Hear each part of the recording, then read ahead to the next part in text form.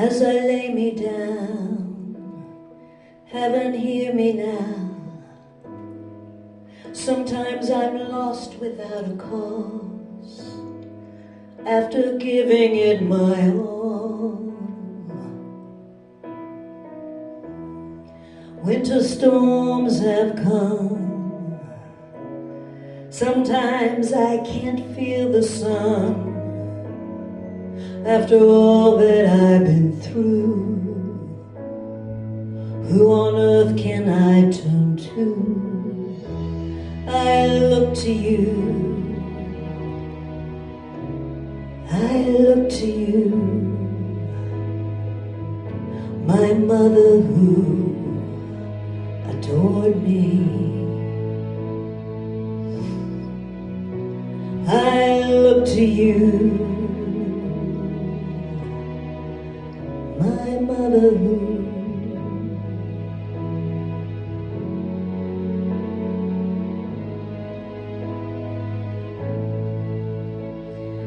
and when melodies are gone, I hear you in my song.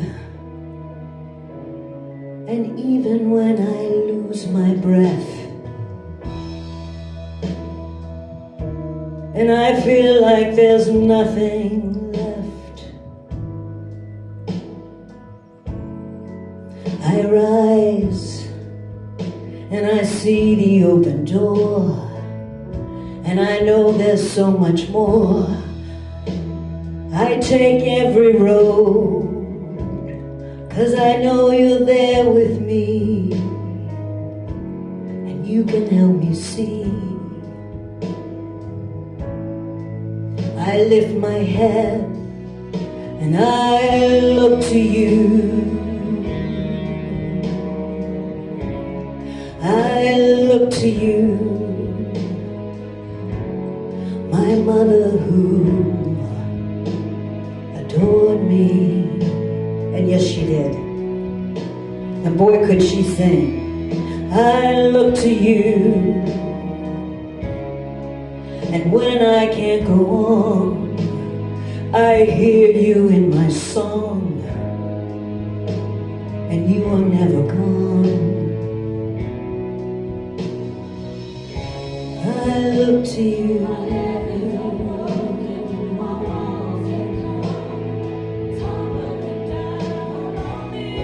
I look to you.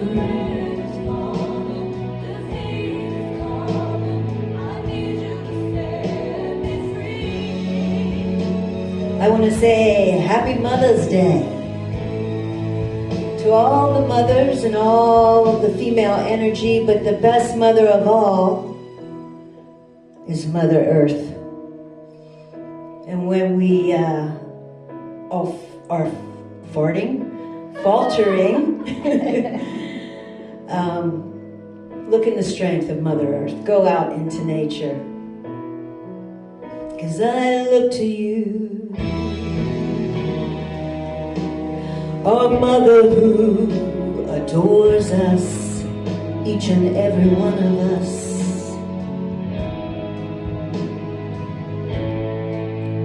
Kathy Marie Libby was a great mom.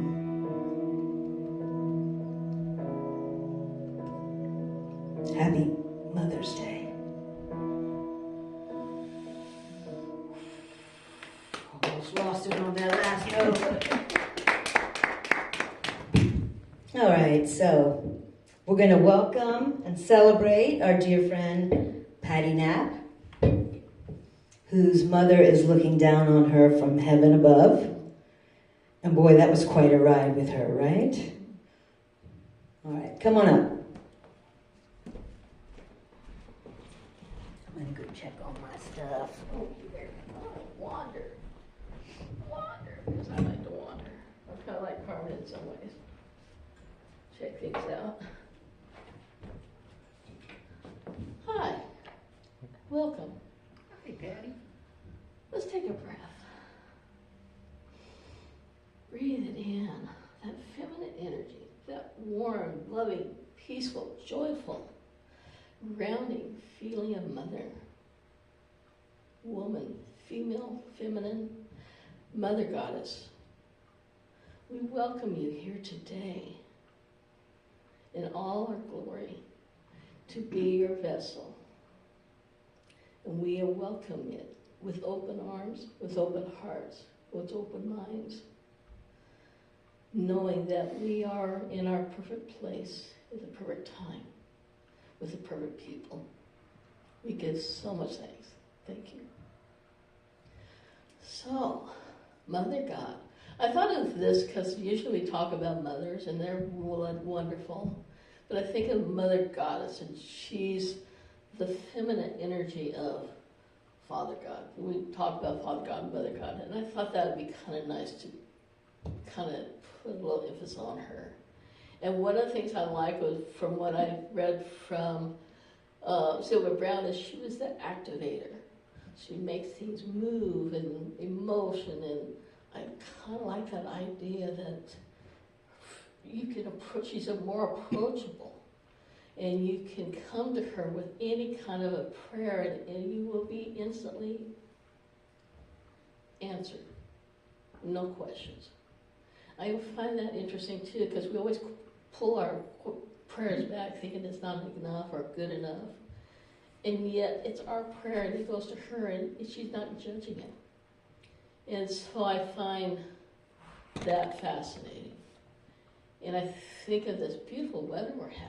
And it's warm and it's energy and it feels so good. So the last couple of years I've been working with just feeling things. I've always came from in my head all the time and trying to make sure everything was right and doing this and doing everything. But now I want to know what it feels like. Because I felt so scared of being me that I didn't know who I'm to be. And I was afraid to make any kind of move because I was terrified I'd be wrong. And I realized if I would learn that it's okay to make mistakes, that it isn't going to hamper me. It just means I can get to try again and again and again. And I didn't learn that when I was a child. And I wish I did. But now, that little girl, I'm teaching her that's okay. I don't have to overcompensate myself anymore. I can just do the best I can like we do with our 4 agreements. So that feminine energy, that love, that I'm now learning to talk to God, Mother God, like a friend, and like to know that I'm being heard. Because for so long I didn't think I was ever being heard, and I never talked because I didn't think I had anything to say. And so it took me to the last couple of years to finally find my voice. Especially once I let that little girl in me say, it's okay, I have your back. And I am going to let you have yours talk. And I have been talking ever since. It hasn't stopped. And I can talk to anybody, and I can voice my opinions. And if someone is encroaching my boundaries, I can now say, I don't like it when you do that. Stop doing that. I would never have done that before. I would just let them just crowd in on top of me. And it's amazing, just in the last couple of years, that I can do that after 60-some years and not doing that and letting things happen or absorbing all this energy. And I'll talk about my mom. My mom was actually a fairly quiet person. And I've always admired her because she was about an inch or 2 taller than me. I wanted to be tall. She was thin. She took over my other side of her family where they were too long and lean. Then I took over to my dad's side where they were kind of smaller and plumper. And then I had my grandma. My grandma is like my carbon copy. We absorbed our energy. We were peas in a pod. And these were the women that kind of helped shape me. And I had a great grandmother. My grandpa's mother was still alive. And she was also a good shaper. And I got to learn all these women in my family and how well that they were able to support their family when the men weren't there, which I found interesting. they usually had to go to work doing something. And I just found that interesting, that how supportive they were and how they jumped in and just took care of things. Mom was, the last few years of her life, I wish I spent more time. But I also knew that there was parts of her that was ready to go on. But I think all those times when I was rushing to go to work, and I wish I had spent another day with her. And it's kind of one of my few regrets of not spending more time with her. And asking questions. I grew up not feeling comfortable enough to ask questions about things with her and my dad. And I think she was waiting for me to grow up enough to ask, and it wasn't until much later. And it would have been nice to have a heads up a little bit of what it was like. But we didn't do that in our family. I just kind of got absorbed with my grandma. She helped take care of me, and my grandpa loved me, and he kind of was the male figure in my life. And he got to show me off to everybody, take to the bar and have candy and pop. It was so much fun. And so it just was an interesting life. But I was still kind of shy. I still was trying to figure out where I belonged. And even in that tight nucleus of where I was living in with my grandparents and my mom, I felt whole.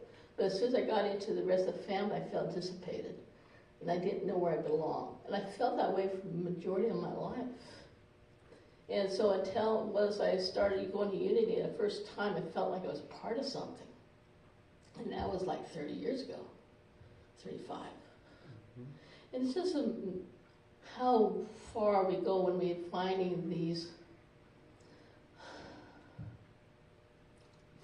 experiences of how we are looking to find our true selves. And it's amazing to me now that I've finally become the person I was always meant to be. And to feel that and still have all my little challenges, which makes me just grow even more out of all of that. And I'm just so grateful to be here. I know that whatever we turn ourselves with this place has really been a great anchor. So when I got sick, this was a good place to get sick with and to be healthy too. But it didn't take until 2 years later to finally get to where I'm at now. And I needed to go through that dead place for about 7-8 months because I had to get rid of all that crap. And I knew it. And then I had to start putting all the good stuff back in. And it took a lot longer. And I was so afraid. The one thing I was afraid of most was I couldn't find my intuition. That part of me that just knows. That part of me, that feeling part of me. And I couldn't feel that at all in that whole, from April to December. I couldn't feel anything. And then I started feeling it. And I could cry for the first time, and I could laugh for the first time. And then it's like I finally unfolded. And then I did my first talk, and then I did my another talk, and then it's like, here I am. And here you are. We get to witness each other's unfoldment. And that's a great thing to do, too, to know that we have your back. That this is what the center's about. It isn't really about who all comes in. It's that anybody comes in, they're welcome. Even if they come one time and they're gone. We think about them even when they're not here. I do that with my customers. I think of them all the time. And I realize they have another life on their other place outside the shop, but it doesn't stop me from wondering how they're doing. It's because I care. And I think the first thing I learned when I got my new doctor, she told me, Patty, you are a people pleaser. And that took me on my spin. And that really opened up things that I didn't realize. And it took me back to a very dark place, even darker than I had been before. And so that helped open me up, and then it's like, oh, I get it now. And so now it's like, it finally shifted out of all of that. And then I get to shift back into here and enjoy what I'm doing and going through and experiencing good things. I also brought some plants for Mother's Day.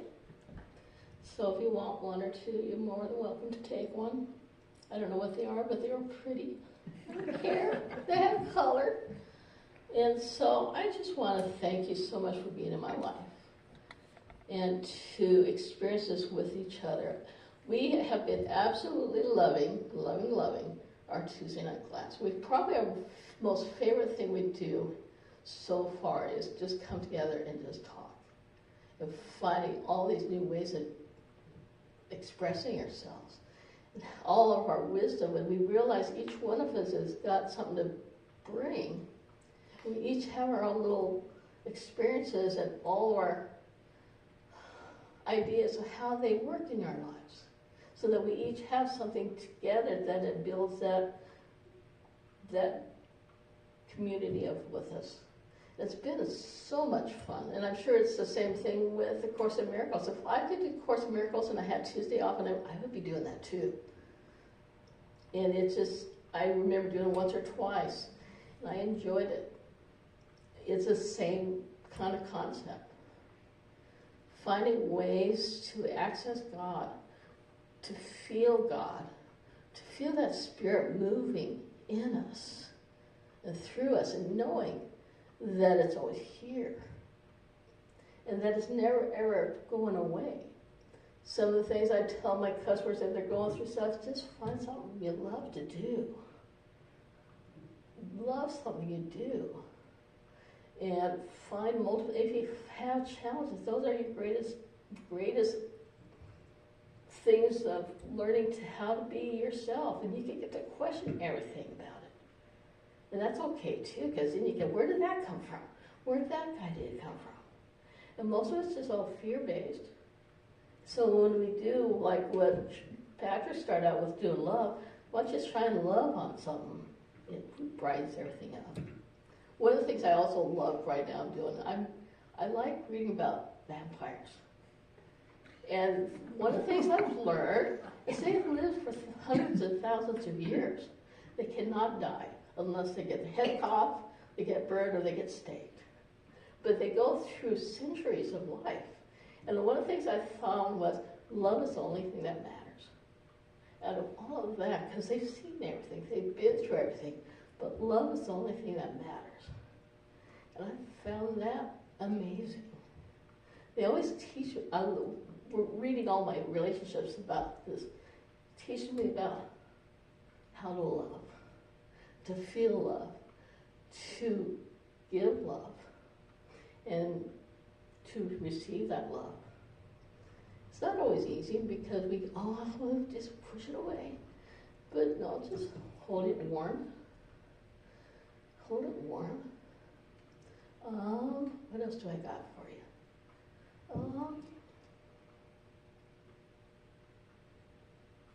And of course, there's always lots of songs on love. I think there's half our things are with love. We got a holistic fair, and I find that interesting too, because I'm looking for more experiences. That I'm looking for more services, things like drawing your auras. It was something else I read in one of my books. This family had all these different kinds of gifts. And some can do auras, some were natural healers, some can move their bodies to one place to another. They can go into a room and know how. I thought that was fascinating, that they were persecuted because they had these gifts. They had to keep quiet because they would not be good. And so I just find myself really diving into all these new ideas because it helps me to understand what it's like so I can know how to do through those things and how to pull myself back in and let's go. And I thank you. I'm not sure where else I'm going, but I thank you for being here. I know we're a small group, but we're going to be going into summer, and it's going to be kind of like this a little bit. This ebb and flow of things. And that's okay. It doesn't mean you're far from our thoughts and hearts. You're always here for us. So thank you. Appreciate it.